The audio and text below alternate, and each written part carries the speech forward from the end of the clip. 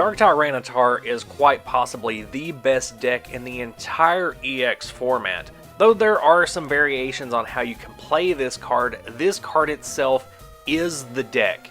There is no combo, there is no Tyranitar search engine that pumps up this card and supports it. No, this card is just so good on its own. You could just slap a generic EX era search and draw lineup of supporters with this thing, and it's going to do just fine on a very high level. Before we get into the gameplay aspects of this card, let's just take some time to appreciate the artwork, because it's also one of my favorite artworks in the EX era.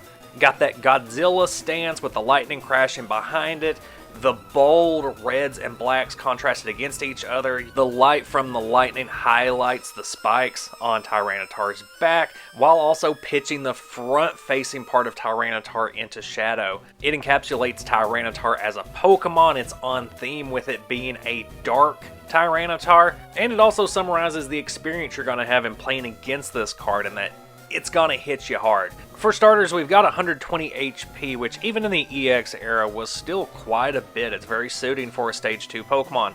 More importantly, it's 120 HP on a Stage 2 Pokemon that is only going to give your opponent one prize for knocking it out, and that is something that will be reiterated throughout this video. Dark Tyranitar is a single prize Pokemon. Its resistance to psychic types isn't super relevant in the 2005 format, and its weakness to fighting can put you in an odd position against Hariyama or Medicham EX. Dark Tyranitar is the main reason that Hariyama EX and Medicham EX saw so much play, is because they could hit it for weakness, but the focal point of those decks is generally to lock your opponent out of using Poke Powers and Poke Bodies. As you can see, Dark Tyranitar doesn't have one, so it can usually hold its own even against deck types that it's weak against because its attacks are so powerful. You're really looking at a card that can hold its own against big EX archetypes in 2005. Grind is an attack that's going to get variable use. The good thing about Grind is that it doesn't have a stated ceiling. A lot of other cards will say you can't add more than an additional 30 damage or something along those lines. No, with Grind, it's just however many energy are attached, you're going to deal that 10 damage. So if you've got 10 energy on Dark Tyranitar for some reason, you're going to deal 110 damage for 1 energy. And it's not as absurd as it sounds having 10 energy on this Pokemon, because Grind counts energy attached, not energy cards. So a double rocket energy or a double rainbow energy, each one is going to count for 2 energy off of 1 card. Is that optimal?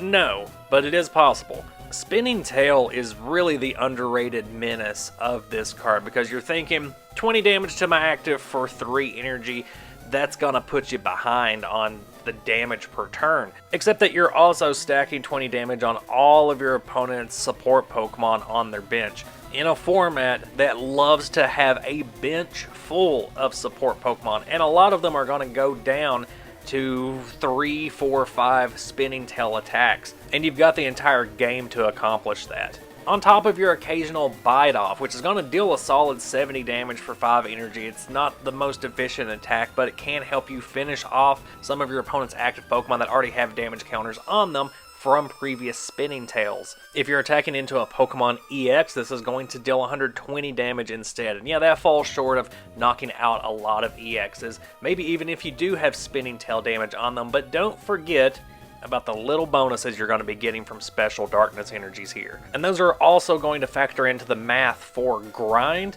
and the damage that Spinning Tail is doing to your opponent's active Pokemon.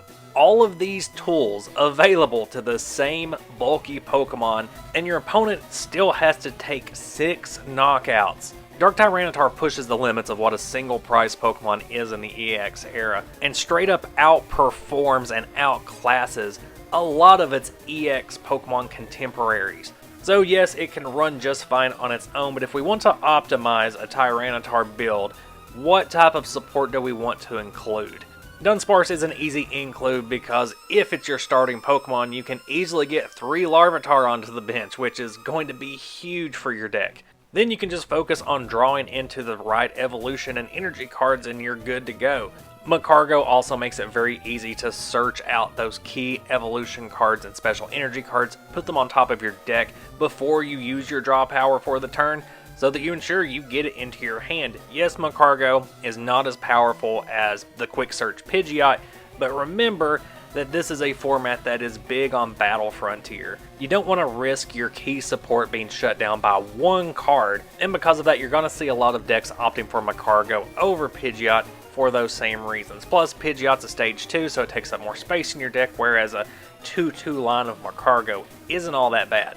Despite the pressure that Battle Frontier did put on the 2005 format, this deck does like to run one copy of the other Dark Tyranitar as well, because sand damage complements Spinning Tail so much. You don't even need to attack with this thing, you can just have it in the active position while you set up some other Dark Tyranitars on your bench, and just let sand damage stack counters on your opponent's benched Pokemon. Like I said before, it's going to be a lot of support Pokemon that have lower HP, so you're going to be able to get knockouts from sand damage, if not just stepping in and getting off 1 or 2 more Spinning Tail attacks to take multiple prizes in a single turn. You do have several Larvitars to choose from, but we're going to go with the one that has 50 HP and the 1 energy attack, so you can get some chip damage in if you have to start with a Larvitar.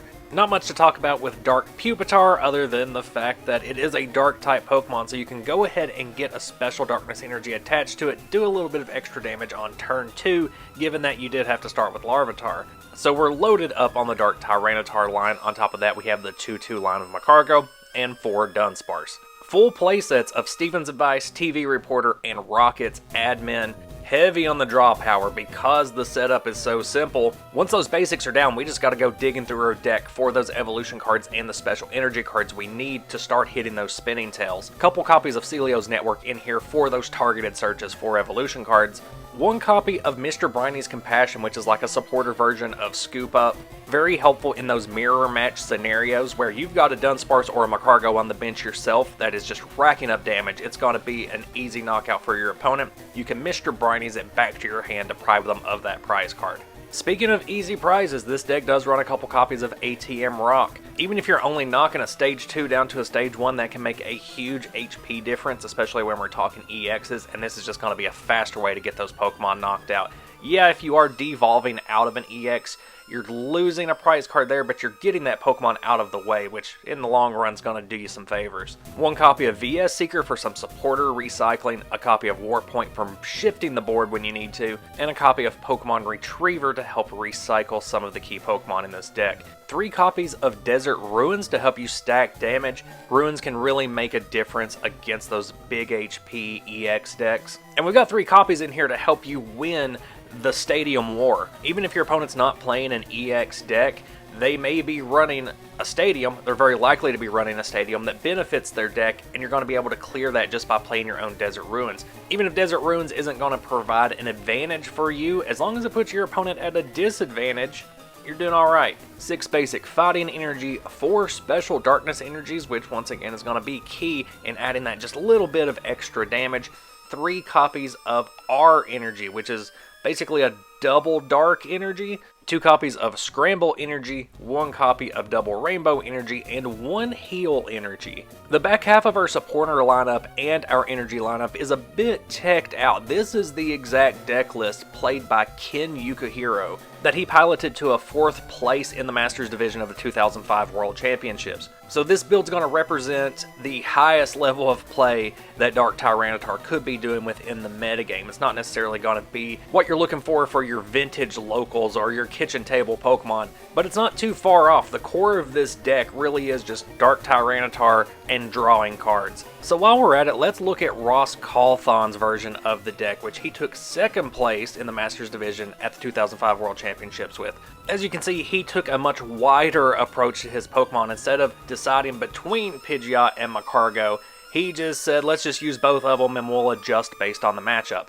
Also opting to include 1 Wishing Star Jirachi and cutting the sand damage Dark Tyranitar from the list. Because of the expanded Pokemon lineup, you'll also see 3 added copies of Swoop Teleporter, which lets you discard a basic Pokemon in play to replace it with a searched basic Pokemon from your deck, which really helps with the consistency of having the Pokemon you need right now in play right now. 3 copies of Rare Candy to help you boost into Pidgeot, and get a quick search off before your opponent can get Battle Frontier into play. Or if you're feeling safe from ATM Rock, you can Rare Candy straight from Larvitar into Dark Tyranitar and start using Grind on your first turn attacking. And then we see the 4 copies of POW! Hand Extension, a card that is very useful in a mirror match, mainly because of the energy moving aspect of this card, because you can kick those key special energy cards off of an opposing Dark Tyranitar, stalling out their attacks for another turn, giving you a quick advantage. And a reliance on special energy cards is not unique to Dark Tyranitar. You can get that advantage in a lot of matchups, but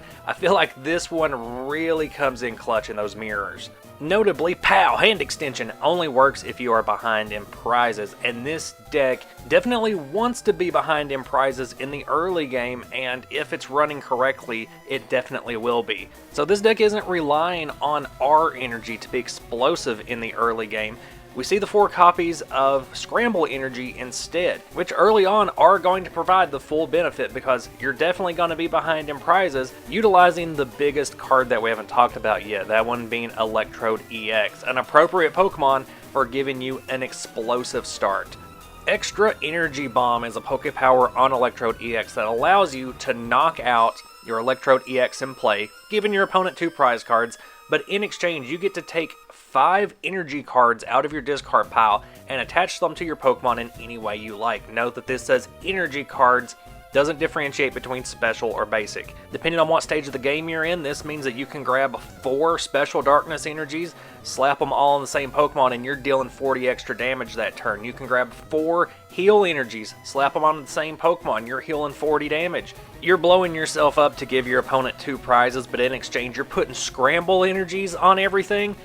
Geez, you are setting yourself up for one hell of a comeback with some massive damage in store for your opponent. Is the Ross Cawthon build better? Well, it's definitely harder to play against, I will say that. Also harder to pilot. Your consistency isn't going to be as high as the previous build we looked at because you do have a wider toolbox that you're working with here. That's why I think this build works really well for Ross, because he's an amazing player. This takes a very high skill level to pull this deck off correctly. You're putting your opponent on the back foot by giving them prize cards. To properly do that, you have to make sure you're taking full advantage of this Electrode EX sacrifice. You gotta go into this play with the confidence that you're gonna be able to sweep. That means fully utilizing those scramble energies, getting at least 5 energy into the discard quickly, and establishing the means to get all the cards you need to finish this game. It's a tricky build that clearly has high risk, high reward because it took 2nd place at the World Championships. Would I personally run this build? No, because I'm not a pro player and this strategy scares me. I'd love to hear from you guys which of these 2 builds you prefer, which one you think is the more optimized build, and just general thoughts about Dark Tyranitar and the Dark Tyranitar archetype. I feel like I could talk about this card all day. If you like this type of video, I got plenty more on the channel. Let me know what decks and cards you would like to see in this series, and I can definitely add them to the list. Thank you so much for watching, and I will see you at the next one. Bye.